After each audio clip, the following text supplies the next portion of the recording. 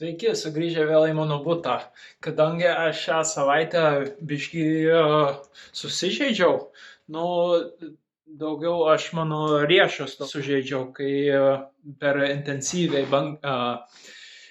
slidinėjau lygmeniniam slidim. Nu, man tai naujas žodis išmokti. Anyways, tai šią savaitę pažangos dirbtuvėse nepadariau, kad duočiau savo rieščiams atsigauti, abiems rieščiams, bet mano dešininiai daugiau jos reikia, tai dėkui Evaldai už bintą. O todėl aš pasinaudojau savaitę pagaliau mano kambarį nudažyti. Tai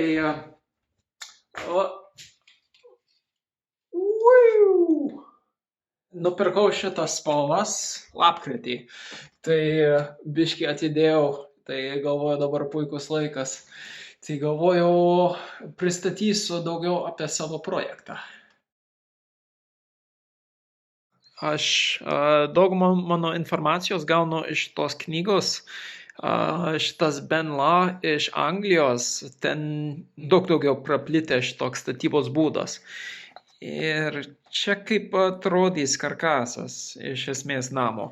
Nebus šitų skersinių čia grindims, kadangi mano namas stovės tiesiai ant žemės. Dabartinis dalis projekto yra ruošti, išmokti, kaip šituos iškalti. Tai man žemėje reikės paruošti darbo vietą, tai dabar ieškau brezentų ekologiškų, kurių nusipirkti, kad būtų galima pastogiai dirbti, net kai lyto. Ir tai, kad būtų šalia ten, kur statysiu. Tai čia, kaip matosi, yra įvairių skirtingų būdų, kaip sujungti. Čia pavyzdys, kaip sujungti apvalinį rąstą su kvadratinį rąstą, kurių aš gavau iš kaimynų, tai teks ir šitų išmokti. Ir kaip čia matote, kaip naudoti šitą log scriber, gauti kontūrą. Ir toliau dar viena dalis reikės šitų kaiščių pagaminti. Aš turiu įrankį panašų į ką šitas vyrukas daro ir aš turiu šitokį laikiklį. Tik reikės rasti ąžuolų, nes sako, su išdžiūvusios ąžuolo padaryti šitos kaiščius. Kadangi statydamos su žalia mediena, su laiku jie šitokie, su laiku jie pamažės. O tai jeigu išdžiūvęs kaištis, tai jis tvirčiau laikysis. Antras etapas bus angliškai frame raising, tai kilimas. Tai čia matosi, kaip paruošta šitie crux, angliškai vadinasi kryžiuočiai.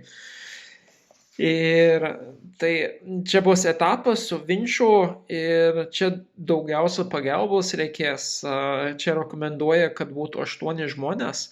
Vienas žmogus, kuris žiūri, stebi ir sako, ką daryti, o šalia to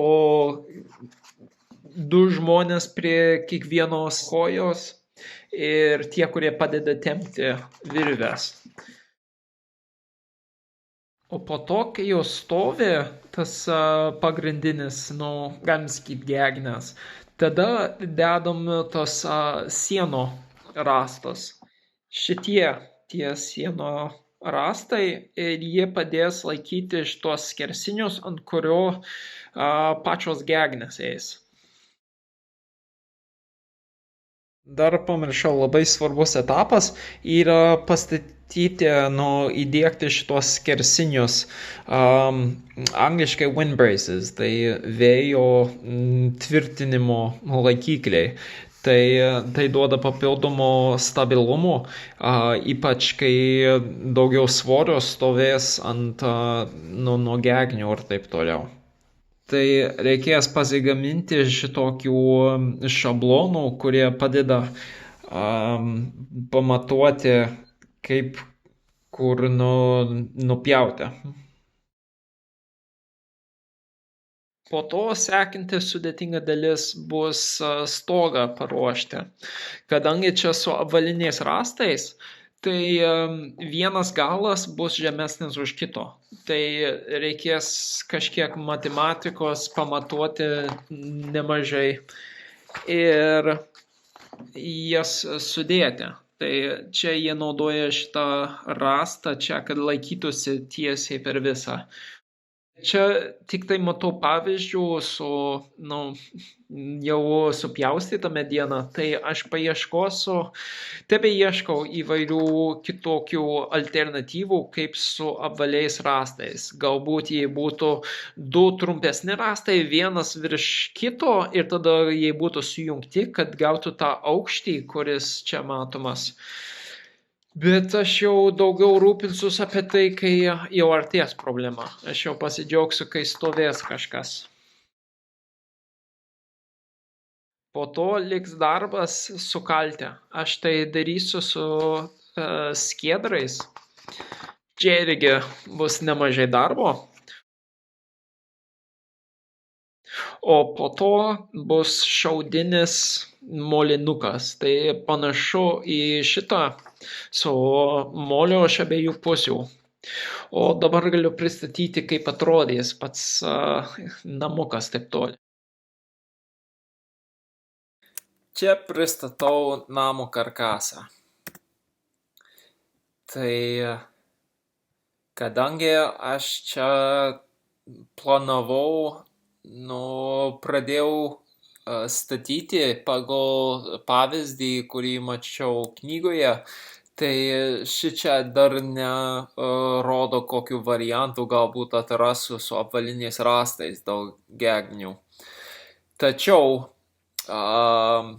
toliau saulė švies šitoj pusėj, tai kaip jūs matot, tai viena pusė statesnė už kitą. Saulės panelės Lietuvoje skaičiau geriausia stovi ant 50 laipsnių kampo, tai stogas specialiai ir toks.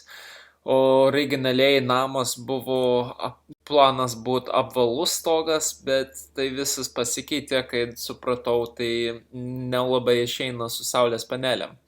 O kita pusė šito stogo tai net toks status, kad būtų daugiau vietos viduje ant antro aukšto. Ir antra nauda, kurio aš noriu šitam namukui, yra, kad būtų džiovykla. Tačiau toks aukštas stogas apskritai pas mane žemėje labai daug medžių ir mažai saulės gaunu. Ir tai kitas priežastis, kodėl namas toks aukštesnis, nors nelabai platus. Nes iš vidaus jis yra čia 4 metrų ilgio ant 3 metrų skersio. Tai čia ką planuoju įėjimo padaryti tokį, angliškai vadinasi mudroom, toks purvo kambarys, kai žiemos metu arba kai lyja labai smarkiai, kad neištepti visą namą su purvu, tai galėt atskiroj vietoj palikti šlapius dalykus ar pakabinti ar ką. Čia ką preliminariai sienom padariau, kai galvojau namas dar bus apvalus, tai reikės dar čia naujinti, bet apačia liks šitokia, o kadangi namas jau kvadratinis, aš noriu, kad kuo aukščiau kils, kad sienos link medinio karkaso eitų, kad apačioje bus ovalus, o viršuje bus jau kvadratinis, kad daugiau erdvės gaučiau tame. Ir kaip pamatysi, tai čia ta lova, čia saulės akumuliatoriai įrankiai ir bus čia pakankamai vietos viršuje džiovinti dalykus.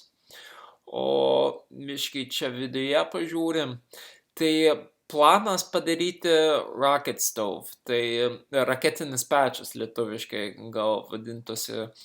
Ir tikslas šiame, kad jis daug efektyviau degina medieną, kokį 90% efektyviau, kadangi tai 2 kartus sudegina medieną, pirmą kartą kaip normalus pečius, o tai vyksta viduje tokia cirkuliacija, kad ir tada antrą kartą sudegina tos dūmos, tačiau gaunasi daug mažiau dūmų. Ir tada aš jau pastačiau vieną šiltnamį, tai mintis, kad vamzdys išeina į lauką. Tai gali būti ir planas, kad pakeisiu į kitokį pečių, bet preliminariai čia ką galvoju.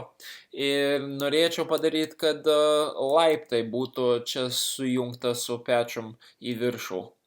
O langų čia dar ne įpiešiau, bet bus čia langas pietų pusėje. O čia bus virtuvė.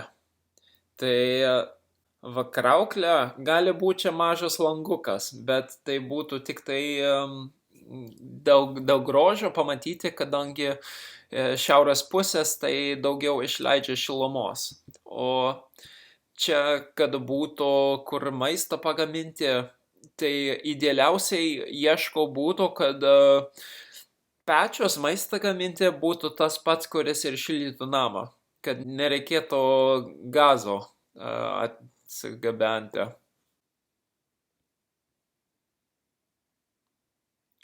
O ateityje aš planuoju gal net ir čia padaryti tokį padidinimą. Tai priklauso nuo kokių langų aš rasiu, tai namą pagal tą pastatysiu ir noriu, kad čia kaip nors būtų galima stogoje langą turėti. Ir net čia norėčiau balkoną, kur būtų galima išeiti, tai saulė šviestų, gal net augalus paauginti čia lauke. Tai bus matyt, čia pirmas namas, kaip ir sako, pirmą namą savo priešui pastatyks, antrą namą klientui, o trečią namą savo. Tai, aš būsiu pirmutinis priešas savo šiame, bet tikiuosi, kad su praktika išmoksiu geriau šitokios statybos būdą. Galutinai, jei jūs subscribinot, palaikyti mane arba šiaip savo, žinokit, kad man jokio skirtumo nedaro, kadangi šitas kanalas yra mano būdas dokumentuoti savo pažangą ir antrai pasidalinti informaciją. Ir toliau bus, kad užkelsiu video skirtinguose erdvėse. Ne tik prie namų statybos ar gamtinės žemdirbystės, bet prie sveikatos, sąmoningumo ir bet kas kito, kas mane veža šiuo momentu. Tačiau, jei būtumėt sąmoningi, didelį džiaugsmą man pateiktumėt, jeigu atsisubscribintumėt, jeigu jums nepakeliui. Greičiausia apsisubscribinkite ir jei vis tiek norite, tai vėl prenumeruok paspaus tą knupkę. Bet aš prieš tos manipulacijos neprisidėsiu. Tai ate.